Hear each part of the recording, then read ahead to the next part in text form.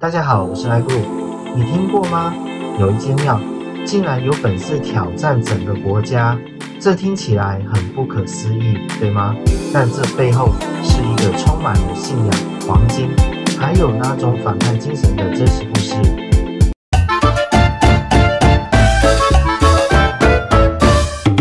沒錯，我們今天故事的主角就是他，位在宜蘭南方澳南天宮的這尊純金媽祖。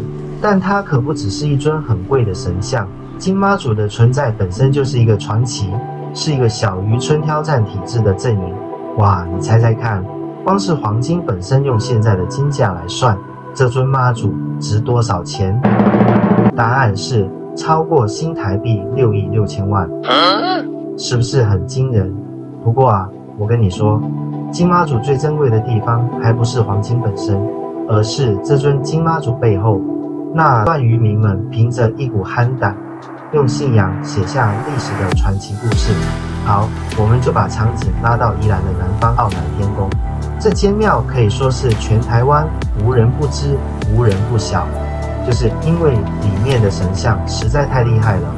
OK， 這間南天宮它有3大鎮廟之寶，剛好1層樓1尊，3樓就是那尊閃亮亮的金媽祖。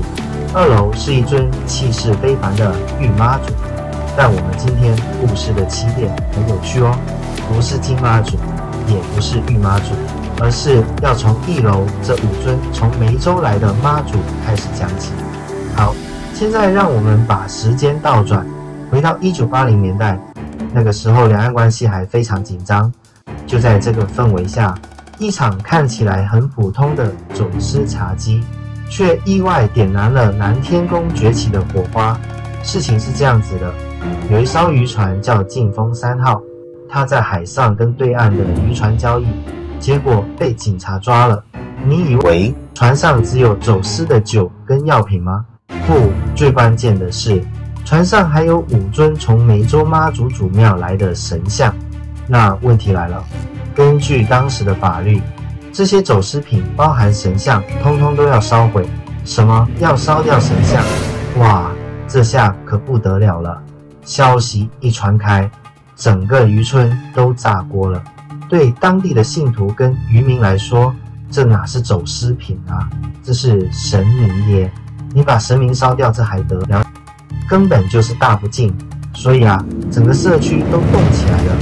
漁民們跑去立法院陳情，找民意代表幫忙，這個壓力大到連當時的副總統李登輝都出面關心。最後你猜怎麼做？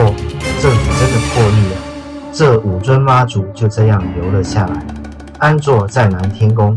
也就是因為這件事，南天宮哇一炮而紅。好，事情到這裡，你以為就結束了嗎？不，這才只是開始。有了第一次成功的經驗，南天宮的信徒們膽子就更大了。短短2年之後，他們做了一件更驚天動地的事情。你看當時的衝突點在哪裡？對廟方來說，想法很簡單嘛，媽祖就像嫁出去的女兒，總要回娘家看看吧。這個回娘家就是回梅州祖廟，但是這個在信仰上，再正常不過的行為，卻直接挑戰了當時的國家大法，也就是嚴格禁止兩岸直接接觸的國家安全法。你聽聽他們的計劃，真的很大膽耶！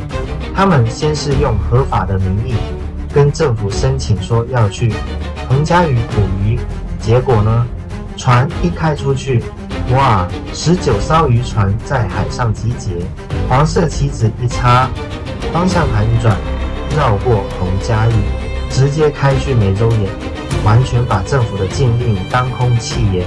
那政府這邊怎麼辦呢？這下好玩了。警察說他們申請捕魚，文件合法啊，我們就放行啦。國防部說沒接到命令啊，我們不能動。內政部說我們尊重宗教自由哦。你看每個單位都在踢皮球。廢話，趕去南媽祖的船啊，誰想去引爆這個政治跟宗教的大炸彈？所以最後的結果就是，船隊真的真的就這樣開到了梅州。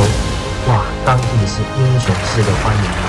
這件事的象徵意義真的太大了，它等於是民間的信仰力量第一次這麼直接的衝破了國家的那道高牆，完成了歷史上第一次的兩岸宗教直航。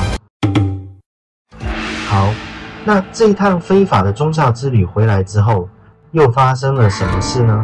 這趟航行又是怎麼一步步把南天宮推上神壇的呢？當然啦，違法還是要付出代價的。你猜，帶頭的主委和船長們因為違反國家安全法被判了多久？答案是最高4個月。你可能會覺得4個月好像也還好，沒錯，跟他們換來的東西比起來，這個代價真的太小了。因為從這一刻起，南天宮不再只是南方澳的一間廟，它成為了一個傳奇，一個代表台灣草根力量、敢於衝撞體制的象徵。故事講到這裡，終於要回到我們一開始看到的那尊金媽祖了。因為這趟直航，南天宮聲名大噪，捐款像潮水一樣湧進來，廟方就決定要做一件大事來紀念。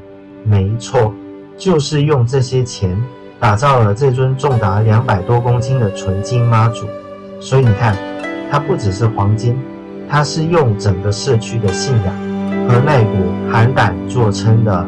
所以說，就是1980年代末期這兩件大事，一個是保住神像，一個是直航梅州，可以說是徹底翻轉了南天宮的命運。你看這個轉變有多大？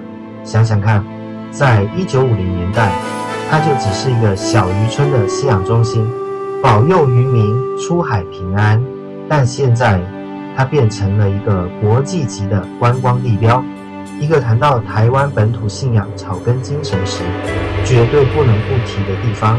所以我們從南天宮的故事裡看到什麼？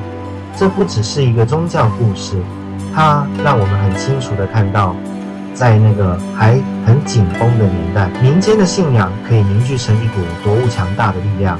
這股力量大到可以跟國家繼續談判，甚至改變政策。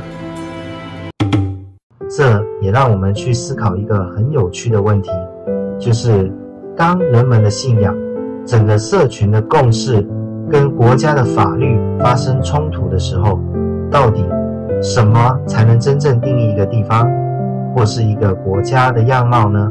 南天宮的故事或許給了我們一個很不一樣的答案。南方澳南天宮就到這，我是阿格魯，我們下次見。